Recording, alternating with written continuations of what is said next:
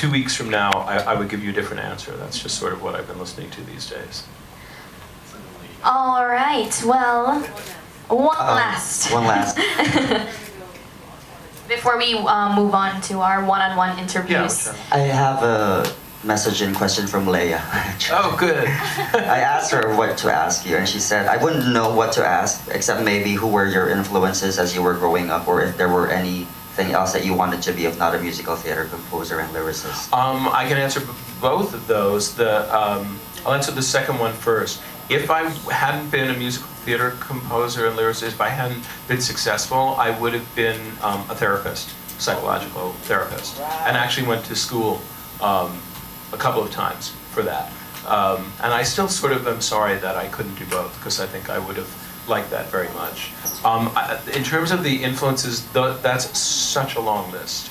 I could, there's several classical composers, several theater composers, many pop rock composers, particularly when I was growing up in the, as you said, in the early 70s and late 60s. It's a very long list, but I find that, people talk about sort of my style and that they can identify my style, but from the inside, it doesn't feel to me like I have my own style. It feels to me as if I've just used all these things that I heard from, as I said, classical and other theater composers and pop composers that spoke to me and that I loved, and I've sort of incorporated them into some conglomerate. But yeah, that's a very long list. All right. Well, if you ever look into being a therapist, let me schedule an appointment. Okay. I'll let you know. All right. Well, this has been a lot of fun, Mr. Schwartz. We're so grateful to have been able to sit down and talk with you. It's been so enlightening. Thank you. Thanks for being here. I know. I guess I'll see some people. Yes. We'll now move on to the one-on-one interviews.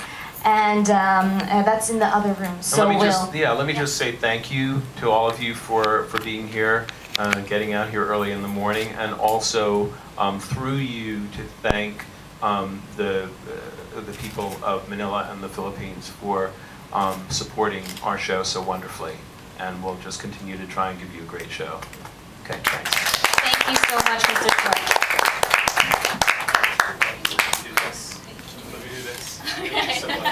All right, we can move on now to the one-on-one interviews, and I think you'll be